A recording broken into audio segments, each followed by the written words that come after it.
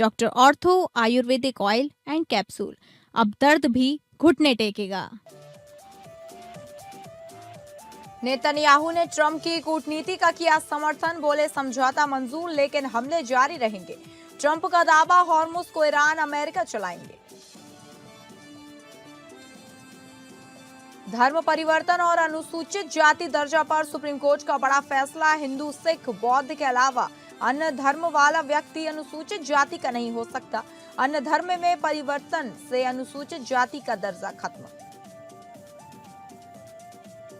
Colombia विमान दुर्घटना में मरने वालों की संख्या बढ़कर 66 हुई। दर्जनों अभी भी लापता, राहत और बचाव कार्य जारी।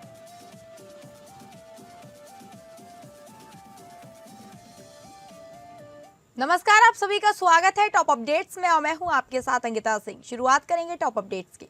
इजरायल और ईरान के बीच जारी युद्ध के बीच इजरायली प्रधानमंत्री बेंजामिन नेतन्याहू ने आक्रामक रुख अपनाया है। नेतन्याहू ने कहा कि उनकी अमेरिकी राष्ट्रपति डोनाल्ड ट्रंप से बातचीत हुई है और मौजूदा हालात में समझौते की संभावना बनी हुई है। उन्होंने सोशल मीडिया पर लिखा कि अमेरिका के साथ मिली सैन्य कामयाबियों के आधार पर ऐसा समझौता हो सकता है जो इजरायल के हितों की रक्षा करेगा। इजरायल, ईरान और लेबनान में हमले जारी रखे हुए हैं। मिसाइल और परमाणु प्रोग्राम को कमजोर किया जा रहा है। हिजबुल्लाह को लगातार नुकसान पहुंचाया जा रहा है। अमेरिकी राष्ट्रपति ट्रंप ने कहा कि अमेरिका और ईरान के बीच बातचीत चल रही है, हालांकि ईरान इससे इनकार कर रहा है।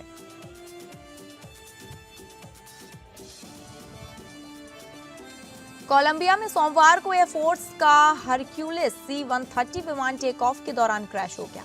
हादसे में 66 सैनिकों की मौत हो गई और 50 से ज्यादा घायल हो गए। 4 सैनिक अभी भी लापता हैं। विमान में 114 सैनिक और 11 क्रू मेंबर सवार थे। यह हादसा पेरू सीमा के पास दक्षिणी अमेजन क्षेत्र के प्यूर्टो लेगुइजामो में हुआ। रक्षा मंत्री पेड्रो सांचेज ने बताया कि विमान रनवे से करीब 1.5 किलोमीटर दूर जाकर गिरा। राष्ट्रपति गुस्तावो पेट्रो ने हादसे पर दुख जताया। यूपी कैबिनेट की मीटिंग में 35 प्रस्ताव को मंजूरी दी गई है। कैबिनेट की बैठक में किसानों को राहत देने वाला बड़ा फैसला लिया गया। कृषि मंत्री सूर्य प्रताप शाही ने सोमवार को जानकारी देते हुए बताया कि गेहूं के न्यूनतम समर्थन मूल्य में 160 प्रति क्विंटल की बढ़ोतरी की गई है। खाद्य और रसद विभाग के अनुसार इस वर्ष गेहूं का न्यूनतम समर्थन मूल्य 2585 प्रति किलो क्विंटल तक किया गया है, जो पिछले साल की तुलना में 160 ज्यादा है। सरकार का मानना है कि इस फैसले से किसानों को उनकी फसल का बेहतर दाम मिलेगा और उनकी आय में बढ़ोतरी होगी। उत्तर प्रदेश सरकार ने ऊर्जा क्षेत्रों को मजबूत करने के लिए कई अहम फैसले लिए हैं। ऊर्जा विभाग से जुड़े प्रस्तावों को कैबिनेट की मंजूरी मिल गई है, जिनका उद्देश्य बिजली उत्पादन बढ़ाना और नवीनीकरणीय ऊर्जा को बढ़ावा देना है।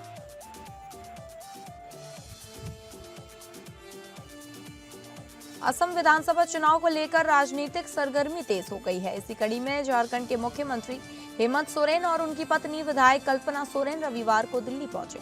उनका दिल्ली दौरा अहम माना जा रहा है। दोनों नेताओं की यह यात्रा महज औपचारिक नहीं बल्कि गठबंधन की जटिल गुत्थियों को सुलझाने की एक गंभीर कोशिश के तौर पर देखी जा रही है। झारखंड मुक्ति मोर्चा असम में अपनी राजनीतिक उपस्थिति दर्ज कराने को लेकर इस बार अधिक आक्रामक रणनीति अपना रहा है।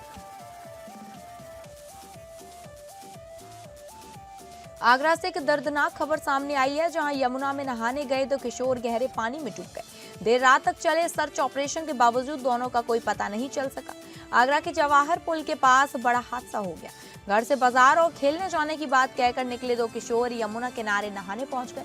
नहाते समय गहरे पानी में डूबने लगा। मौके पर मौजूद लोगों ने उन्हें बचाने की कोशिश की, लेकिन कुछ ही पलों में दोनों की आंखों से ओझल हो गए।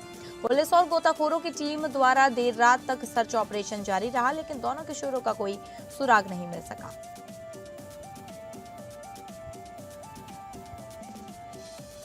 अमरोहा जनपद के नौगांव सदात क्षेत्र के उस समय अफरा तफरी मच गई और दहशत का माहौल बन गया, जब एक सामान्य क्रिकेट मैच अचानक से खूनी संघर्ष में तब्दील हो गया। खेल के दौरान किसी बात को लेकर शुरू हुआ विवाद देखते ही देखते इतना बढ़ गया कि दोनों पक्ष आमने सामने आए।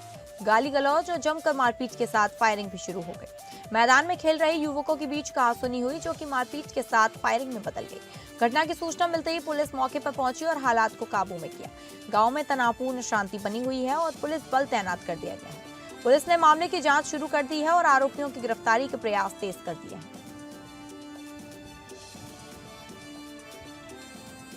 अमरोहा जनपद के नगर कोतवाली क्षेत्र में ग्राहक और दुकानदार के बीच जमकर हुई मारपीट का वीडियो सोशल मीडिया पर वायरल हो गया। दुकानदार का आरोप है कि खराब व टूटी घड़ियों को वापस करने से मना कर देने पर ग्राहक वाद विवाद और बदतमीजी करने लगा।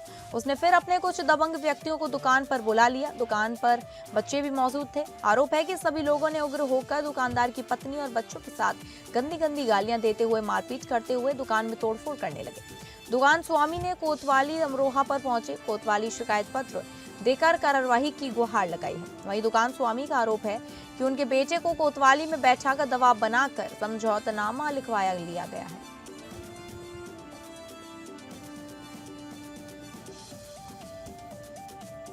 अमरोहा जनपद के मंडी धनोरा थाना क्षेत्र में तेंदुए की मौजूदगी को लेकर ग्रामीणों और किसानों में दहशत फैल गई। खासकर फतेहपुर कश्मीर सिंह डेरे के पास रात के समय किसान को घर लौटते वक्त खेत के नजदीक जंगल से निकला तेंदुआ दिखा, जिसे उसे मोबाइल कैमरे में वीडियो के रूप में कैद कर लिया। वीडियो वायरल होने के बाद इलाके में लोगों में डर और चिंता का माहौल है। स्थानीय लोगों ने बताया कि इलाके में पिछले कुछ दिनों भी तेंदुए की गतिविधियां देखी गईं और बच्चों तथा गौवंश पर भी हमले की खबरें सामने आई, जिससे ग्रामीणों की सुरक्षा को लेकर चिंता बढ़ गई है।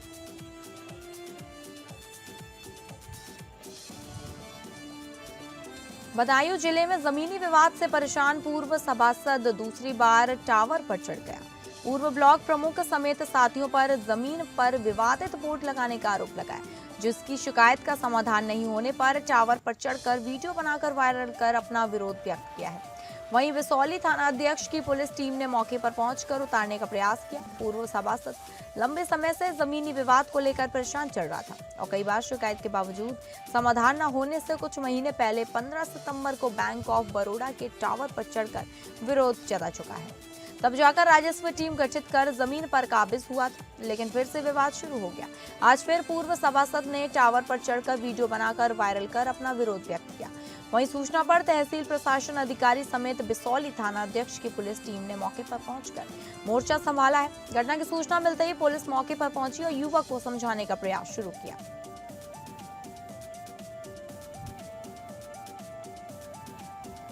जनपद बिजनौर के थाना नजीबाबाद की पुलिस को मुखबिर के जरिए सूचना मिली थी कि गौकशी का वांछित आरोपी अपने एक साथी के साथ कोटद्वार की ओर से नजीबाबाद आ रहा है। ये दोनों थाना किरतपुर क्षेत्र के रहने वाले हैं। सूचना मिलने पर नजीबाबाद पुलिस ने अफरा तफरी पुलिस ने जाफरा की चौकी पर बैरियर लगाकर घेराबंदी की थी। तभी एक बाइक पर सवार दो आते पुलिस को दिखे। पुलिस के रोकने पर आरोपियों ने पुलिस पर फायरिंग शुरू कर दी। पुलिस की जवाबी फायरिंग में एक आरोपी के पैर में गोली लगने से वह घायल हो गया, जबकि दूसरा जंगलों के रास्ते से फरार हो गया। घायल आरोपी के पास से तमंचा, कारतूस, गौवश में उपयोगी उपकरण बरामद हुए हैं। नजीबाबाद पुलिस ने घायल आरोपी को गिरफ्तार कर अग्रिम कार्रवाई में जुट गई है। आरोपी पर गंभीर धाराओं के 20 मुकदमे पहले से ही दर्ज हैं।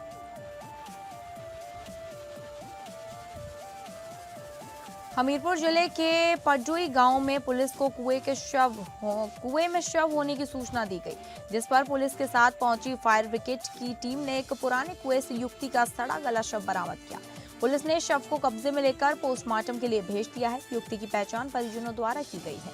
घटना की जानकारी होने पर मौके पर पुलिस पहुंची। परिजनों के अनुसार युवती घर से लापता थी और परिवार उसकी तलाश कर रहा था। मृतका के परिजनों ने थाने को सूचना दी कि गांव में स्थित पुराने कुएं से तेज दुर्गंध आ रही है। सूचना मिलने पर पुलिस और फायर ब्रिगेड की टीम तत्काल मौके पर पहुंची। पुलिस और फायर ब्रिगेड की टीम ने कड़ी मशक्कत के बाद कुएं से शव को बाहर निकाला। शव को पंचनामा भरकर मोर्चरी भेज दिया गया।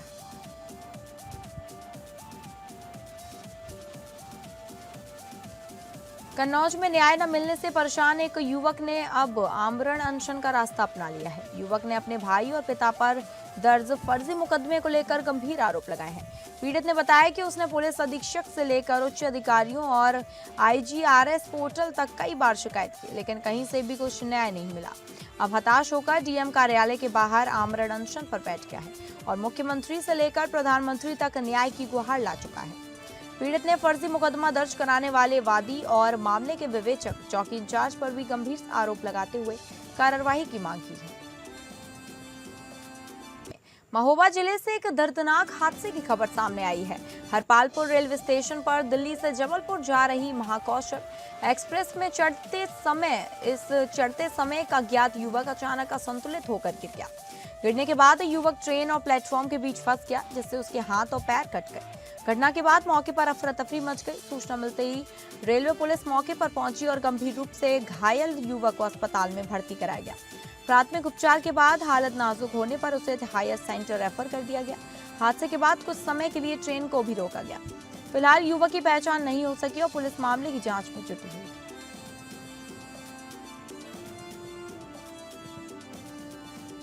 मैनपुरी से एक सनसनीखेज मामला सामने आया है, जहां उधारी के पैसों को लेकर विवाद इतना बढ़ गया कि दबंगों ने एक रिटायर्ड फौजी को बुरी तरह से पीट दिया। आरोप है कि पीड़ित को बंधक बनाकर उसकी नाक तक काट दी गई। इस हमले में कई लोग गंभीर रूप से घायल हुए हैं। सूचना मिलते ही पुलिस मौके पर पहुंची और घायलों को अस्पताल में भर्ती कराया गया। फिलहाल पुलिस पूरे मामले की जाँच में जुटी है। फिलहाल पुलिस आरोपी की तलाश में जुटी हुई है।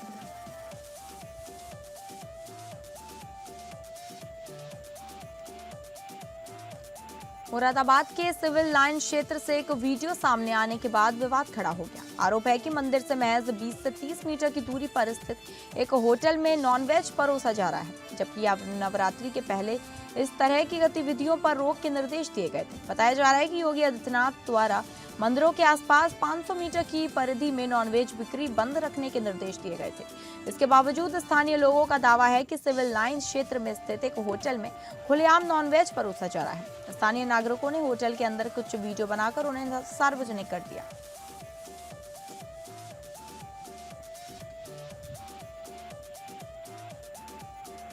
शहर के भाजपा नेता और व्यापारी सोमवार को शहर कोतवाली पहुंचे और पुलिस प्रशासन के खिलाफ जोरदार प्रदर्शन किया।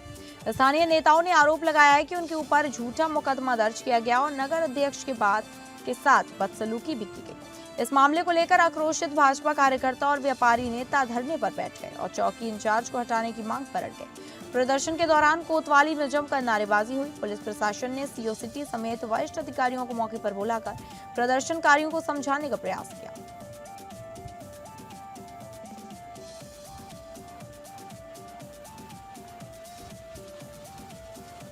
जनपद में सनसनी फैलाने वाला एक मामला सामने आया है, जहां प्रेम विवाह से नाराज सगे दो भाइयों ने अपनी ही सगी बहन को गोली मार दी। घटना थाना बेहट क्षेत्र के सीएचसी फतेहपुर की है, जहां पुलिस कस्टडी में मेडिकल के लिए लाई गई युवती पर अचानक उसके भाइयों ने ताबड़तोड़ फायरिंग कर दी। बताया जा रहा है कि जैसे ही युवती को पुलिस गाड़ी में बैठाकर ले जा रहा था, तभी हमलावरों ने हमला बोल दिया। गोली लगने से युवती गंभीर रूप से घायल हो गई, जिसे तुरंत पीजीआई मेडिकल कॉलेज में भर्ती कराया गया है, जहां से हालत नाजुक देखते हुए हायर सेंटर रेफर कर दिया गया। एसएसपी अभिनंदन सिंह ने मौके पर पहुंचकर जांच की और आरोपियों की गिरफ्तारी के लिए 4 पुलिस टीमों का गठन किया। पुलिस आरोपियों की तलाश में लगातार दबिश दे रही है।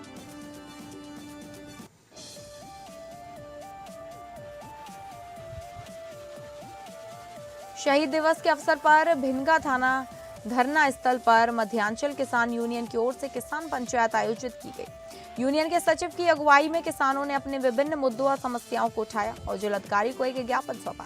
किसानों की प्रमुख मांगों में हर माह किसान दिवस पर सभी संबंधित विभागों की मौजूदगी सुनिश्चित करना, कृषि उपकरणों के लिए गए टोकन धन की वापसी, जिले में अवैध अल्ट्रासाउंड सेंटरों पर कार्यवाही, योग्य डॉक्टरों की तैनाती और सीएचसी कोना में अल्ट्रासाउंड सेवा शुरू करना शामिल है। नाला निर्माण, फीस रसीद, पौधारोपण, सत्यापन जैसे अन्य मुद्दों पर भी ध्यान देने की अपील की गई।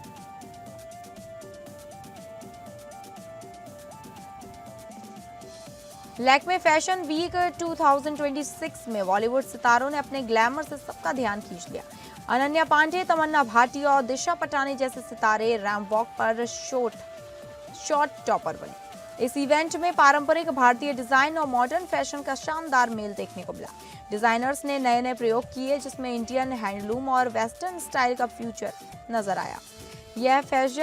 इस फैशन वीक सिर्फ कपड़ों का शो नहीं था, बल्कि यह बॉलीवुड और फैशन इंडस्ट्री के मजबूत रिश्ते को भी दर्शाता है। आज बॉलीवुड सितारे सिर्फ फिल्मों तक सीमित नहीं, बल्कि वे इस फैशन ट्रेंड्स को भी प्रभावित कर रहे हैं। इस आयोजन ने एक बार फिर साबित कर दिया कि ग्लैमर और क्रिएटिविटी का असली संगम बॉलीवुड में ही देखने को मिलता है।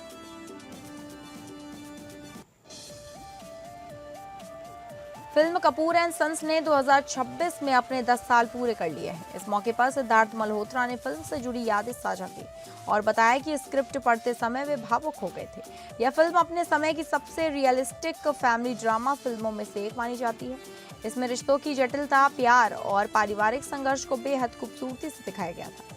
आज भी यह फिल्म दर्शकों के दिलों की खास जगह बनी रहती है और OTT प्लेटफॉर्म पर खूब देखी जाती है। कपूर एंड सन्स ने यह साबित किया कि बिना बड़े एक्शन या भारी बजट के भी एक अच्छी कहानी दर्शकों को गहराई से छू सकती है।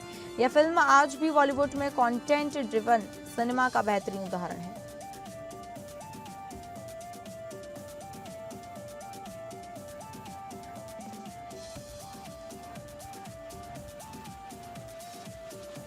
तो फिलहाल टॉप अपडेट्स में बस इतना ही। नमस्कार।